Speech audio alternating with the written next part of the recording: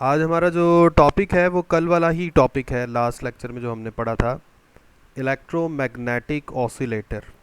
Basically ये LC circuit है। जो एलसी सर्किट हमने कल पढ़ा था, सेम वही सर्किट हम आज पढ़ेंगे। लेकिन आज हमने थोड़ा सा मैथमेटिकल चीज़ों को लेकर चलना है। कल हमने सिर्फ थ्योरेटिकल पढ़ा था। कल हमने कंसेप्चुअल बातें की थी, आज हमने थोड़ी सी मैथमेटिकल बातें करनी है। तो इसलिए आज वाला जो लेक्चर है इसको हम कह सकते हैं कि we are going to discuss electromagnetic oscillations quantitatively. Electromagnetic oscillations क्या हैं? जो मैंने लास्ट टाइम आपको बताया था कि एलसी सर्किट में इलेक्ट्रिक एनर्जी जो कैपेसिटर के अंदर स्टोर होती है और मैग्नेटिक एनर्जी जो इंडक्टर के अंदर स्टोर होती है, इन दोनों के दरमियान जो ऑसिलेशंस हैं, ऑसिलेशंस का मतलब क्या है कि कैपेसिटर के अंदर पहले मैक्सिमम एनर्जी स्टोर होती है और इंडक्टर में ज़ीरो एनर्जी होती है। फिर कैपेसिटर की एनर्जी कम होती जाती है और इंडक्टर के अंदर जो मैग्नेटिक एनर्जी है वो बढ़ती जाती है। और एक ऐसा वक्त आता है जब सारी एनर्जी मैग्नेटिक एनर्जी बन जाती है इन इन इंडक्टर, और कैपेसिटर के अंदर जो इलेक्ट्रिक एनर्जी है वो मिनिमम यानी ज़ीरो हो जाती है। और ये काम चलता रहता है, यानी पहले एक में एनर्जी मैक्सिमम है और दूसरे में मिनिमम है, फिर पहले में मिनिमम है और दूसरे में मैक्सिमम है। इंडक्टर और कैपेसिटर के दरमियान इसी तरह एनर्जी का उतार चढ़ाव चलता जाएगा, और इसी एनर्जी के उतार चढ़ाव को या इंक्रीज़ और डिक्रीज़ करने का जो प्रोसेस है, this is called electromagnetic oscillations. यानी इसमें इलेक्ट्रिक और मैग्नेटिक एनर्जी जो है वो एक दूसरे के साथ टू एंड फ्रो ऑसिलेट कर रही है। ऑसिलेट करने से मुराद ये है कि एनर्जी बढ़ रही है और कम हो रही है, और ये प्रोसेस एक दूसरे को ये प्रोसेस अपने आप को रिपीट करता रहता है। ठीक हो गया? तो आज जो हमारा क्वेश्चन है, सेम वही क्वेश्चन है जो लास्ट टाइम हमने पढ़ा था, बस आज हमने थोड़ा मैथमेटिकली इन चीज़ों को लेकर चलना है। लास्ट लेक्चर में आपको याद होगा हमने सेम ऐसा ही एक सर्किट देखा था जिसमें एक कैपेसिटर और इंडक्टर लगा हुआ है। हमने बेसिकली किया क्या था, कैपेसिटर को पहले अलग से एक बैटरी के साथ अटैच करके इसको हमने चार्ज कर लिया था, और बाद में इसको एक इंडक्टर के साथ अटैच किया था। और फिर क्या हुआ था, कैपेसिटर की एनर्जी जो है वो इंडक्टर में स्टोर हो गई थी, और फिर इंडक्टर की एनर्जी कैपेसिटर में स्टोर होना शुरू हो गई थी, और ये काम चलता जा रहा था। जो कैपेसिटर के अंदर एनर्जी स्टोर होती है उसे हम इलेक्ट्रिक एनर्जी कह सकते हैं, जिसका फार्मूला ये है।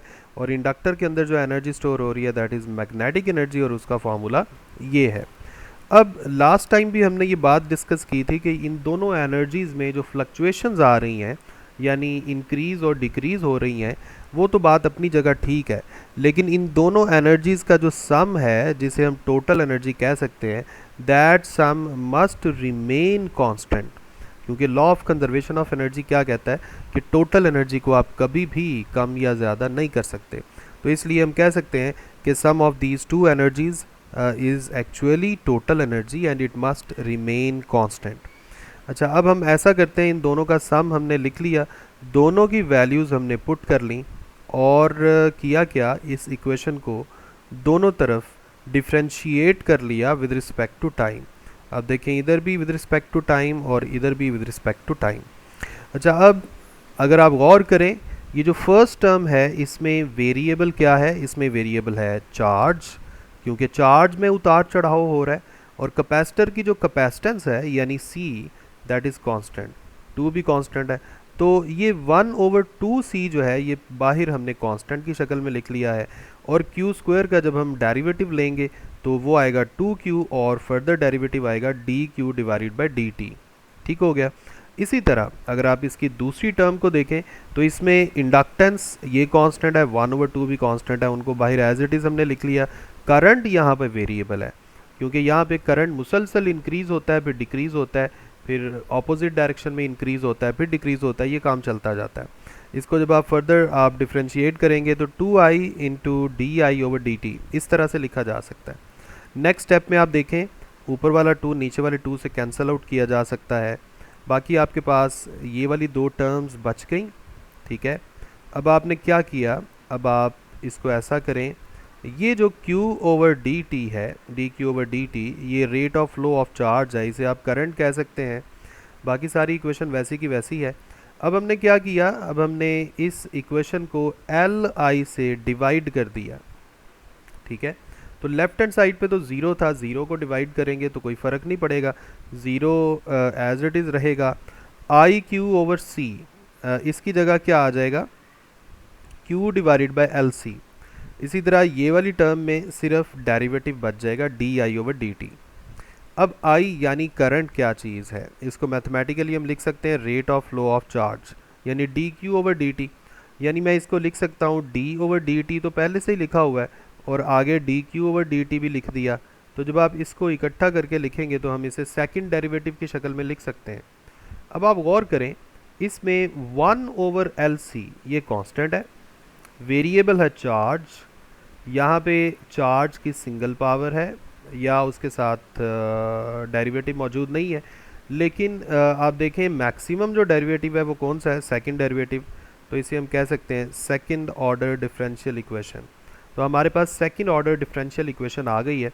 अगर आपको जो हमने एक्स्ट्रा चैप्टर एक पढ़ा था ऑसिलेशंस वाला, अगर आप उस चैप्टर को अपने जहन में लेके आएँ तो आपको याद होगा कुछ ऐसी इक्वेशन आई थी, D two over D X D T का स्क्वायर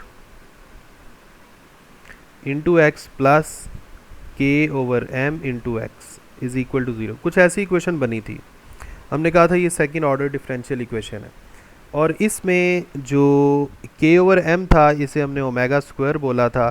फिर हमारे पास इसका जो सॉल्यूशन आया था वो कुछ इस तरह का था, x is equal to X naught sine omega T plus five.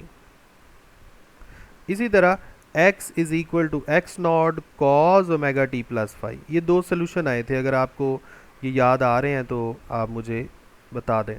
जी, आप सबको ये याद आ गए हैं?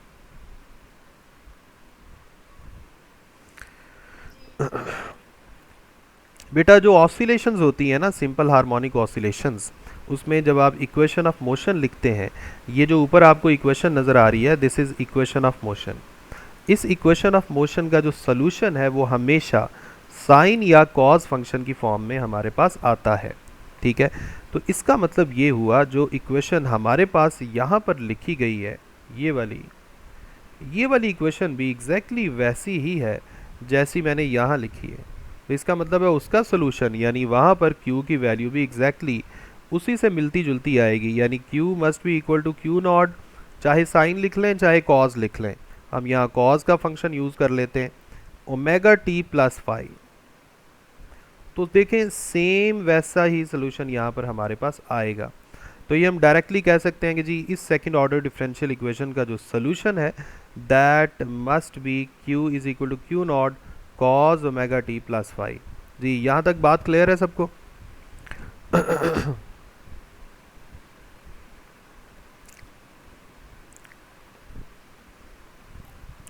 जी बच्चों बता दें जल्दी से, बात क्लियर है?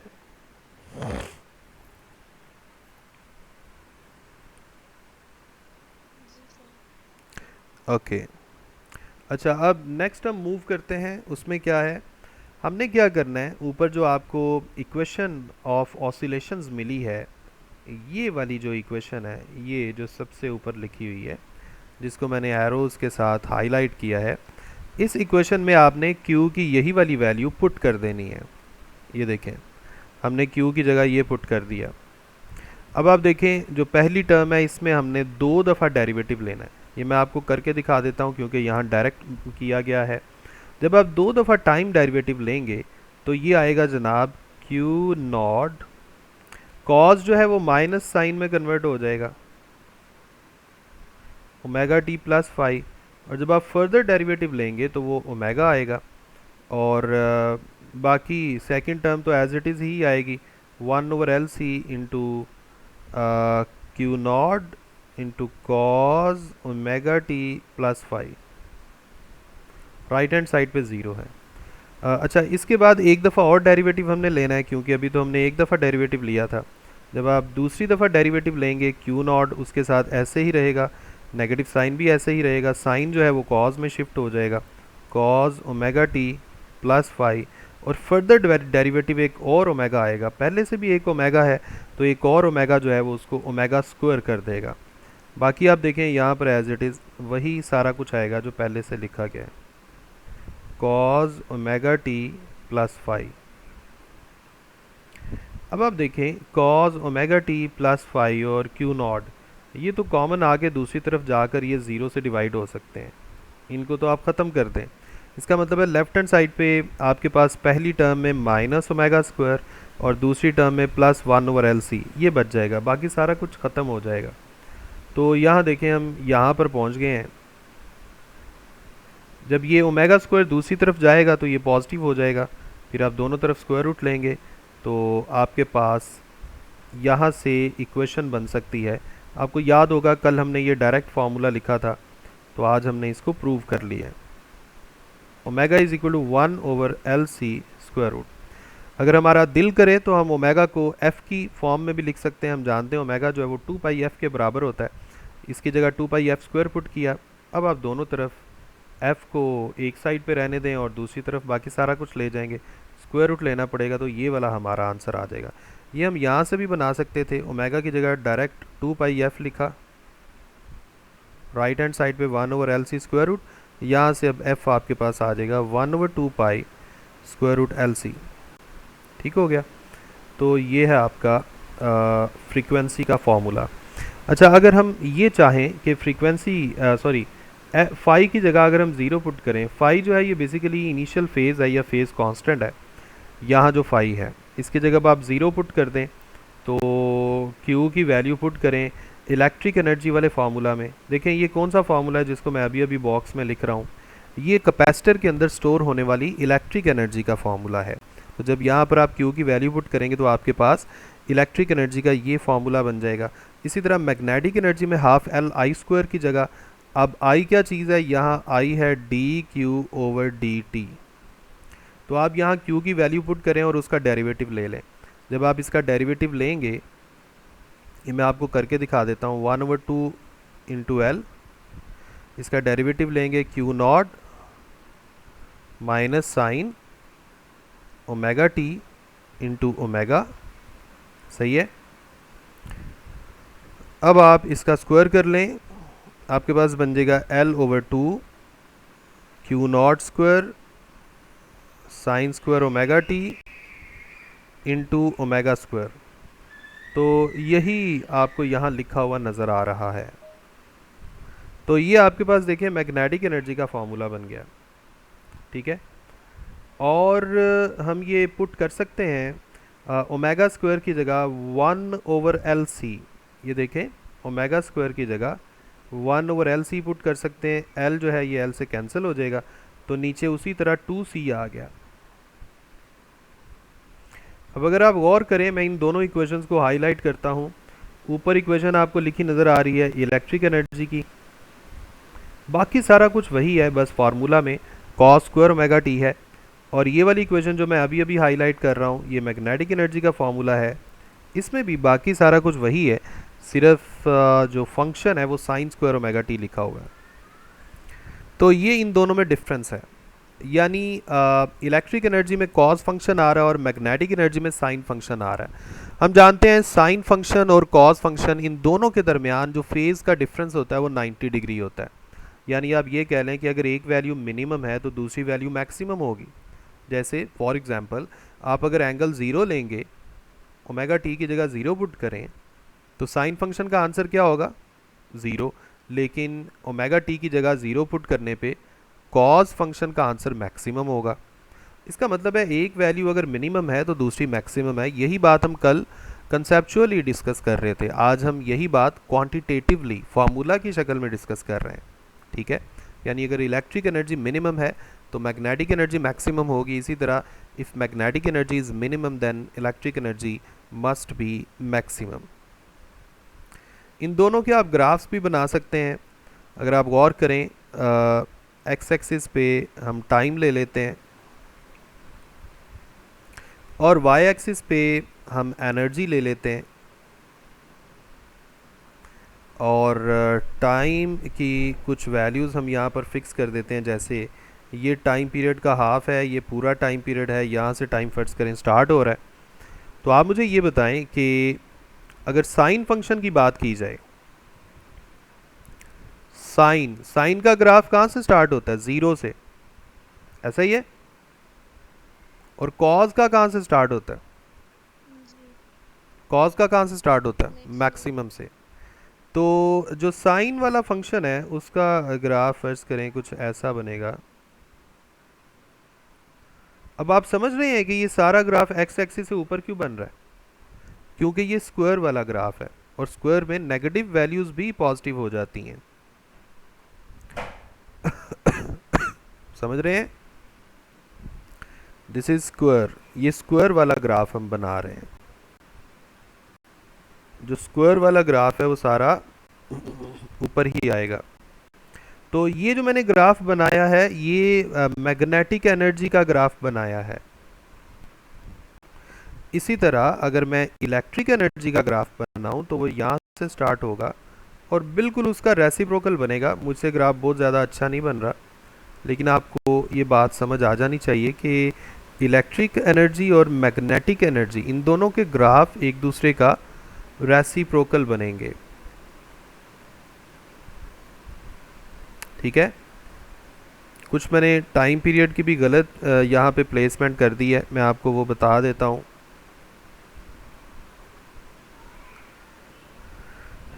यहाँ पे ये है टाइम पीरियड का हाफ, और ये है पूरा टाइम पीरियड।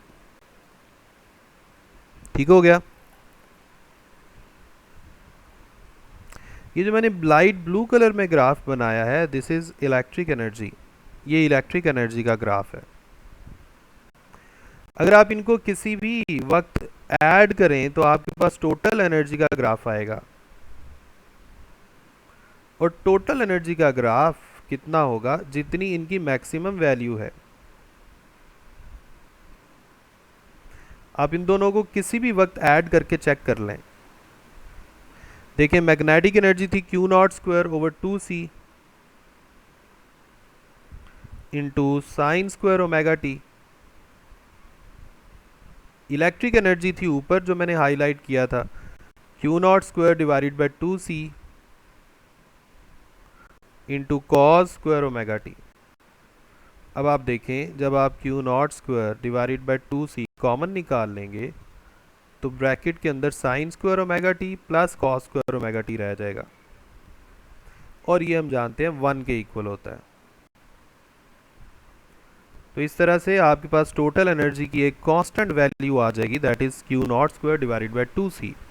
मैं क्यों कह रहा हूँ कि ये कांस्टेंट है? क्योंकि हम जानते हैं क्यू नॉट मैक्सिमम चार्ज ये भी फिक्स है, इसने एक फिक्स अमाउंट में स्टोर होना है, और c यानी capacitance of capacitor this is also a constant, और 2 जो है ये भी एक कांस्टेंट नंबर है। तो ये इस तरह से आप इसको देखेंगे। अब यहाँ भी आप देख लें, चाहे इलेक्ट्रिक एनर्जी की बात करें चाहे मैग्नेटिक एनर्जी की बात करें, दोनों की मैक्सिमम वैल्यू सेम है। इसी तरह इलेक्ट्रिक और मैग्नेटिक एनर्जी जो है इन दोनों का जो सम है यानी टोटल एनर्जी, उसका भी यही आंसर आएगा। जब एक वैल्यू मैक्सिमम है तो दूसरी वैल्यू मिनिमम है, ये भी बात हम डिस्कस कर चुके हैं। इस तरह से इन दोनों का सम जो है ये कांस्टेंट हो गया, जो मैंने अभी अभी करके भी आपको दिखाया है। तो ये था आपका आज का लेसन। मैं इसको एक दफ़ा गो थ्रू कर देता हूँ दोबारा से। यहाँ से हमने स्टार्ट लिया, ये फिर हमने यहाँ पे डिस्कशन की, यहाँ पे ओमेगा की वैल्यू निकाली, फ्रीक्वेंसी का फॉर्मूला बनाया, उसके बाद हमने इन दोनों एनर्जीज का सम फाइंड किया और हमने एक ग्राफ ड्रॉ किया। ठीक हो गया। तो ये था बच्चों आपका आज का लेक्चर। ओके जी, नेक्स्ट लेक्चर में अपना नेक्स्ट लेक्चर तक अपना ख्याल रखें, इस लेक्चर को अच्छे से तैयार कर लें। अल्लाह हाफिज़।